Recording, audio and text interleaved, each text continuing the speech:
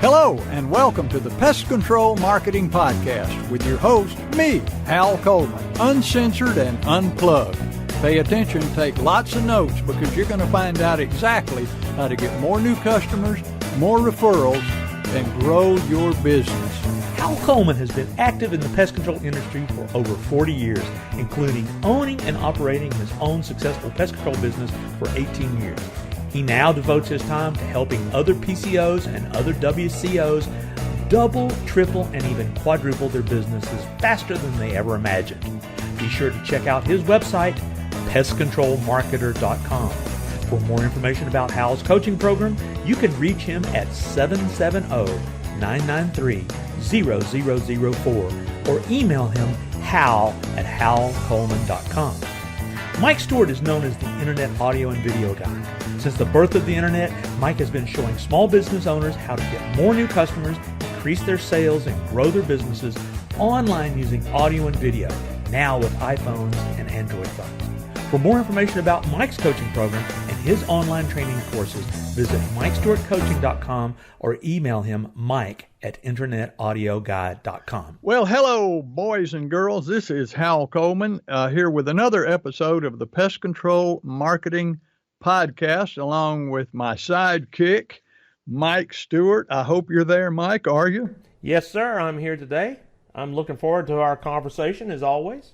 Well, me too. It's a lot. You having a good day today? Oh, yeah. You know what? Every day I get up is a good day.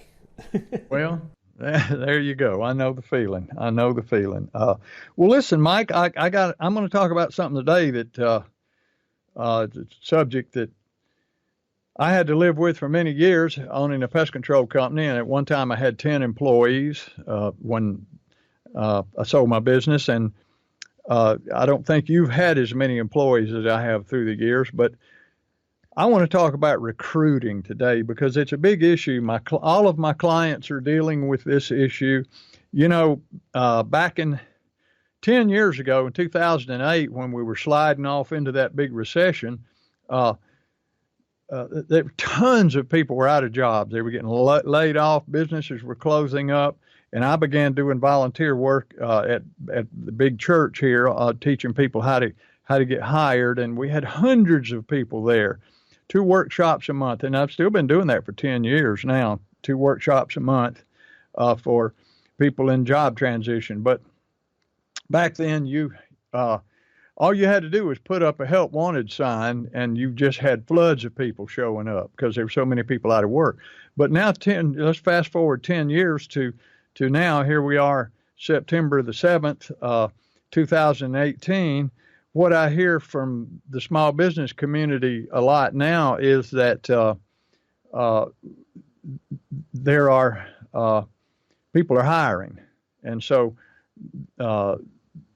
there's a lot of jobs available. So there's not as many people out there in job transition because jobs are coming available everywhere.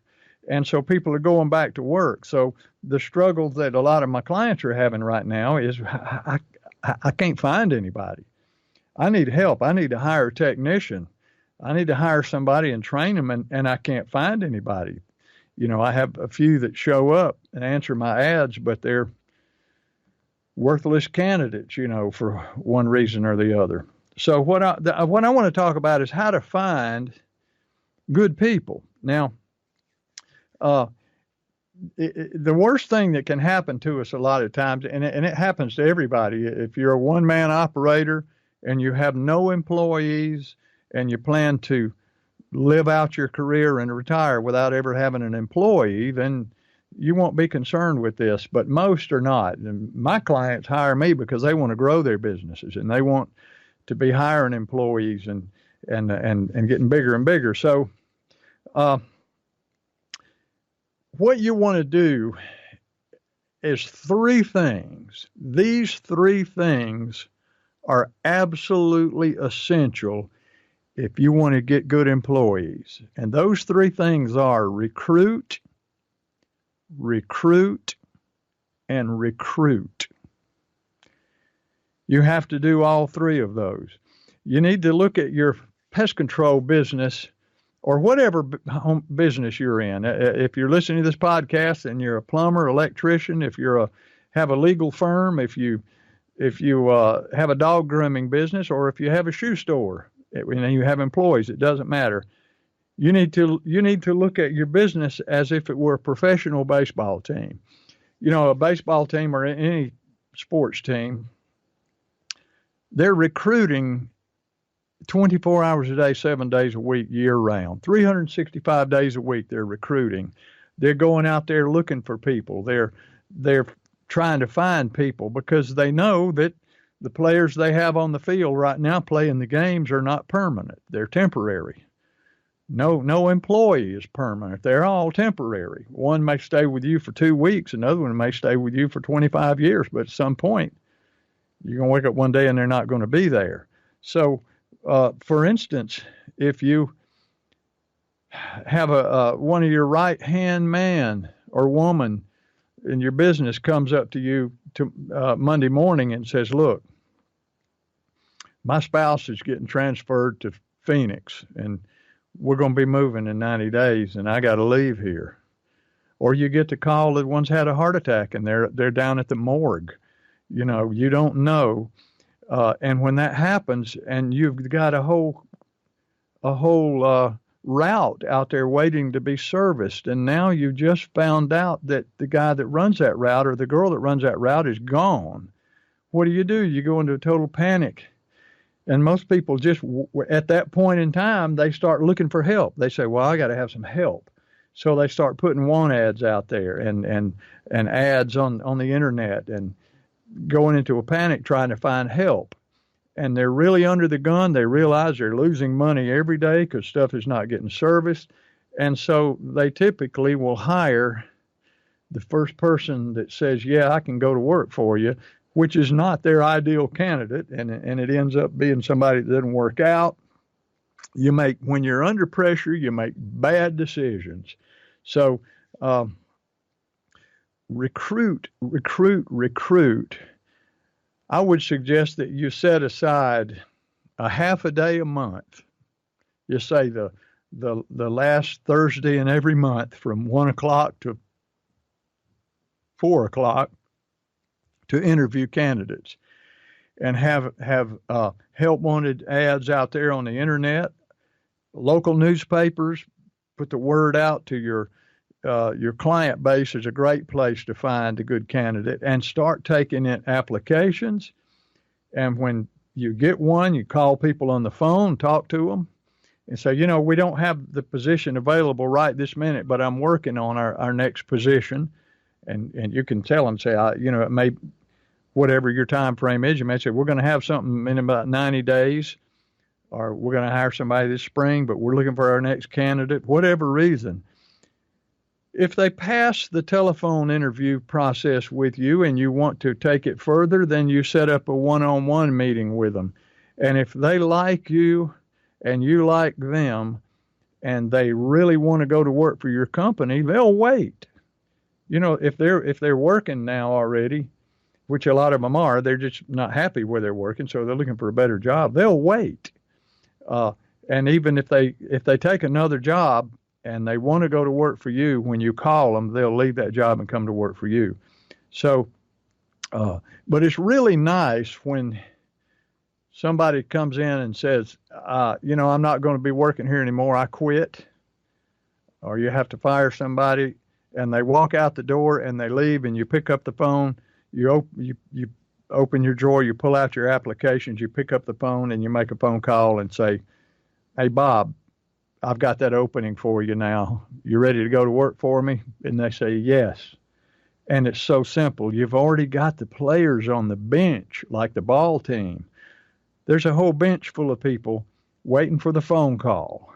And and it gives you a lot of leverage over your employees, because if your employees know that you recruit and that you have standbys waiting, it gives them an incentive to really perform at a higher level, because it's like they look over on the bench and they say, well, there's people ready to get in the game here. So it really can take the pressure. It not only can take the pressure, it will take the pressure off of you and your business if you constantly recruit and have a list of people waiting to go to work for you. And it can save you a lot of heartache, a lot of grief, a lot of stress, a lot of anxiety, and a lot of money by having those people waiting. And another good place to find employees is in your customer base.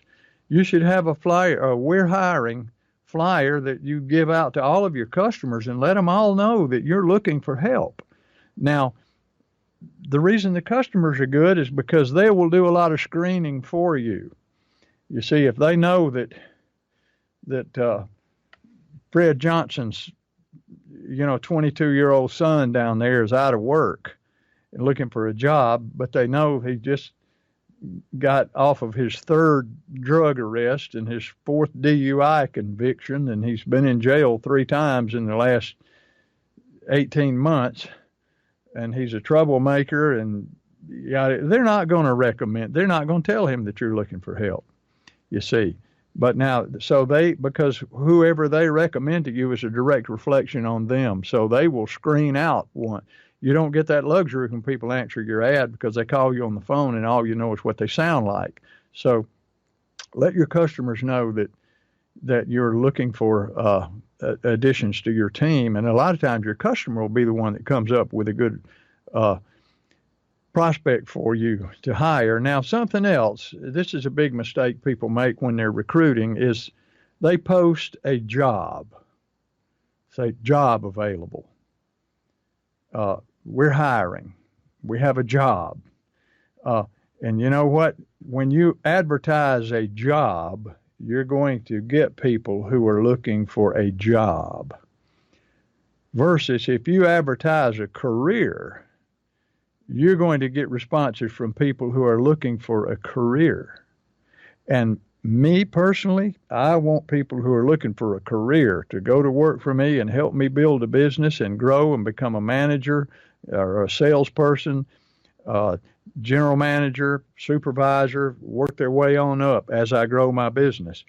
I'm not looking for somebody that just wants a paycheck, wants to show up every day. So, and that's what a lot of jobs are. So when you advertise, make sure you advertise an exciting career with opportunities for advancement and increases in pay and benefits increase. So you got to advertise a career, not a job, if you want to get good people. And I have some people who say, I advertise and I just get these lines of idiots showing up to want to go to work for me. I wouldn't hire them for anything. And I said, well, what are you advertising? Well, they're just advertising a job, so people respond who are just looking for a job. Advertise a career and let them know that it's something that they can sink their teeth into and sink their future into with you to help you build your business. So recruit. You can't ever stop recruiting. So you got a good team now. You got employees. You got the best employees you've ever had. There's not a problem in the world. Everything's running like a fine oil machine. You need to be recruiting because every single employee that you have, from the bottom right on up to the top, right on up to the general manager and the vice president, if your company is that big, their replacement needs to be one phone call away at all times, because you don't ever know when they're not going to show up. They're going to move away. They're going to get mad and quit. They're going to wrap around a telephone pole on their way to work. God forbid, but you can at any day, your best employee you can wake up and find out they're not with you anymore. And you're really screwed if you don't have anybody to replace them. So their replacement, everybody's replacement, needs to be one phone call away with people you've already interviewed and are already waiting to go to work for you. If you will do that, it will be so beneficial to your company and to you. You'll sleep better. You'll have less stress, less anxiety. You'll have much less money lost and wasted time trying to find some human body to plug into this vacant position that you have that you're panicked over. So that's my story, and I'm sticking to it. Mike, are you there? Yes, sir. That was enlightening. My only 2 cents I can add is I was not a great boss. I had employees. I had a couple employees, and that's what attracted me to my online businesses, is because then it's down to me. But you know what? In the pest control world, I see you've got to have a team of dedicated, career-minded individuals, and you've got to do whatever it takes to get the best team possible, and that just seems so logical, and you can't let emotion make your decisions, I would assume. We might ought to do a show. We might ought to do a show one day just on employee management. Okay. That would be good too, because that's something that a lot of my coaching clients struggle with also, and I struggled with it too. But anyway, I got to share the one time I had an employee. You might remember Jimmy, who used to work for me. He was a guitar player, audio engineer at my studio back in the day. Yeah. And Jimmy could never show up on time. I mean, it just drove me nuts. This is when sessions started. I just need you to be here on time. And I'll never forget. I mean, it got to the point I started laying out catalogs with time clocks on the front office to kind of give him a message that I was going to get a time clock, punch-in time clock. And I'll never forget the morning he came with donuts. And he said, "I'm sorry I'm late, but here's donuts." Like that was going to, and I said, "Look, Jimmy, I don't need the donuts." And you blew 15 minutes, which made you even later than you were, go and get donuts. And I just thought, my gosh, I need to fire this guy. But I hated it. And when I look back on it, God knows how much money he cost me by not really having a dedicated employee. So anyway, that's my humorous story that's why I'm Mr. Online. I understand that when it comes to pest control, you got to be Mr. Offline with all these kind of experiences that you had over the years, managing and recruiting the right kind of people to make your team successful. Well, bottom line, I managed and recruited all the wrong ones in those days, back in those early days. Yeah, but I gradually got the message and gradually learned the lesson the hard way. But anyway, Mike, I got to get out of here, and you probably got stuff to do too. But I got to leave people. You said learn lessons. Well, you know what? You can learn a lot from Hal Coleman. Call him at 770-993-0004 and get that free hour. I mean, we keep telling you, he's a phone call away to see. You're hearing in this podcast the wisdom of all the things that Hal has from his years of owning that pest control agency. I was there, and remember when I was the guy who told you need to get a website, and that was, 15, 18 years ago. Yeah, and I was the guy that told you needed to start networking. Yeah, so you know what? We're kind of like Reese cups, a little peanut butter and a little chocolate. We make a Reese cup. There you go. And call me, 770-826-3662, and I would love to talk to you about your online opportunities. We're here today, so have a great week. We'll see you next time. And thanks for listening to this episode of the Pest Control Marketing Podcast. Thanks for listening to the Pest Control Marketing Podcast. Be sure to subscribe to our podcast in iTunes and on your phones and in Stitcher on your Android. But more importantly, go to our website, pestcontrolmarketingpodcast.com. Subscribe to our email list to always be notified of new episodes. You're never going to want to miss what we got coming up next, and you never know what we're going to be able to do to help you with your pest control marketing.